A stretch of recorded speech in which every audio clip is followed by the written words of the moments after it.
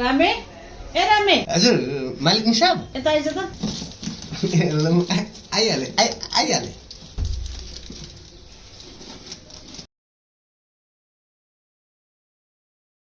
आइहाले मालिक साहब म आइहाल्यो यसो राख्नु भने यो मिल्दैन यता राखौँ यसलाई यता राखौँ यो भएन अलि यसलाई तलतिर राखौँ अनि आज तँलाई होली भन्ने थाहा छैन पर्व म थोरै भयो भने पैसा दिनु पर्व थोरै भयो भने पैसा दिनु म हजुरको खुट्टा त्यही 1 गिलास पानी दिनु पर्यो होइन बरु सुत्केरी हुँदैछ बुहारी त्यही लगेर तताएर खान्थे सोल माड्यो कि झोल माड्यो त्यो खान्दिस भने फ्याट्टै बच्चा जन्मिन्छ तागतिलो हुन्छ के त्यो ओहो त्यसो हो होइन होला तागतिलो झोल हो क्या त्यो होइन होला खुवाबिरको के हो हजुर भनेको मालिक हो भने मालिकै हुन्छ भगवान् सरह हुन्छ मेरो बुढी कुरै बुझ्दैन यसो सम्झाइदिनु प्लिज अब त्यो डेलिभरी गराउन मान्छेले कसरी गरेर सम्झाउने म भोलिपछि तङ्ग्रेर आएपछि सम्झाउँछु थोरै भयो भने पैसा दिनु त पर्यो तैँले पैसा माग्ने यत्रो धेरै नाटक गर्नुपर्छ त मैले बेला बेला दिइरहेको छु त कस्तो के तेरो बुद्धि किन भ्रष्ट भएको भने यहाँ साँच्ची नै हो त त्यो डेलिभरी हुनै लाग्यो त तेरो बुढी हो त अहिले प्रसुति गृहमा बेडमा छ यता सुन्न न ढाँटिकन भन है अहिलेसम्म तेरो बुढीले कतिवटा बच्चा जन्माइ त ल भन जम्मै एउटा एउटा भने 2टा रहेछ या जुङलाई ए तैँले त बारम्बार लग्छस् त जहिले प्रसुतिमा छ बुढी भन्छस् त अनि अरूको कतिजनालाई प्रसुति गृहमा प्रोग्राम गराइस् छैन तेरो त नियतमै खराब छ त बुढी त एउटै हो अनि कसरी पाउँछ त्यो बच्चा धेरै जतिखेर यो गर्लफ्रेन्ड धेरै होला नि त होइन तेरो बुढी कतिचोटि डेलिभरी हुन्छ बाहना पनि कस्तो कस्तो गर्छस् अनि तँ सन्तानको बाउ हुन्छस् मैले चाहिँ किन पैसा खनखनी गर्ने हो यो त पुरानो भइसक्यो तेरो यो सबै अनि नयाँ नयाँ कन्सेप्ट लिएर न नयाँ नयाँ कन्सेप्ट यस्तो मलाई आलु पाडे कन्सेप्ट लिने कहीँ पैसा पाइन्छ कन्सेप्ट निकाल्न त म डाइरेक्टर पनि होइन लेखक पनि होइन म त नगर न हो यसो नभनी बक्छु चुप ऊ बेला मैले भने मान्नुहोस् त्यसकै पछि लागिस् अहिले मैले भने माने पनि त मालिक हुन्थिस् मालिक त्यसले दया गर्नु भएन भने मेरो परिवारको बिहाल हुन्छ रामे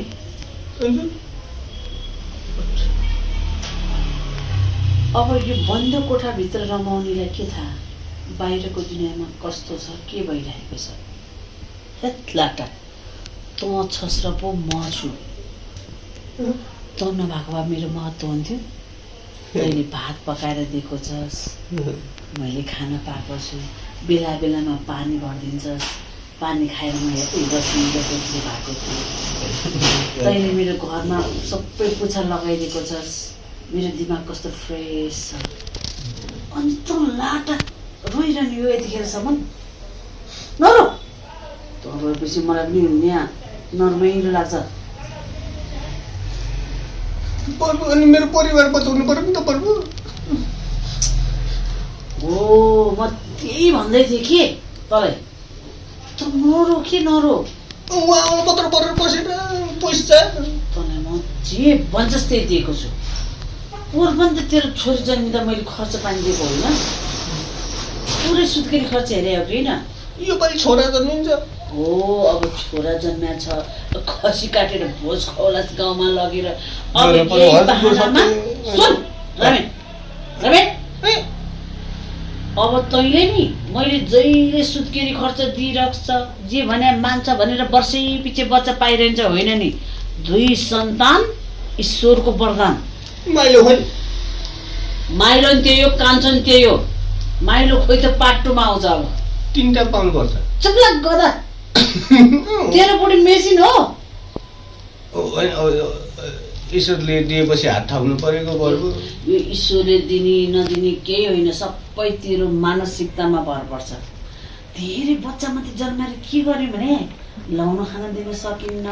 पढाइ लेखाइ गर्न सकिन्न, अनि तँ चाहिँ जहिले मेरो खुट्टामा मालिस गर्ने, म चाहिँ तँलाई पैसा खनखान गरिरहने। होइन पर्यो, पैसा दिने कि नदिने? दिन्छु ल। अब यो सबै यो खेल पनि खतम भयो हेर, यो धेरै मालिस पनि नगर, यो राख थन्क्या। ल हिँड, तँ पनि अलिकति सुटेट बुटेट भएर राम्रो लुगा लगा, म पनि तयार हुन्छ अनि हस्पिटल गएर गइदिन्छु। हरेक मालिक हुँदैनन्। हरेक मालिकले आफ्ना कामदारहरूको पनि इज्जत गर्छन् र उनीहरूको समस्या समाधान गर्छन्। हो त साँच्चै भन्नुपर्दाखेरि प्रेम शर्मा र हाम्रो रश्मि भट्टजीले दिनुभएको सन्देश जस्तो हरेक भिडियो मार्फत सन्देशहरू दिन सक्यो भने समाजमा राम्रो चेतनाहरू फैलिन्छ, समाज परिवर्तन हुन्छ। हिंसा, हत्या, आतङ्कहरूलाई होइन, मान्छेले समाजलाई एउटा माला जस्तो बाँधेर राख्न सकिन्छ, होइन त? हो त। आजभोलि धेरै उशृङ्खल सेट मुभीहरू बनिरहेको छन्। हेर्नुहोस् न कस्तो राम्रो राम्रो प्लटहरू पाइन्छ। दिमाग खेल्नुहोस् के दिमाग। अब हामी फेरि अर्को भागमा अर्को भिडियो लिएर आउँछौँ। जय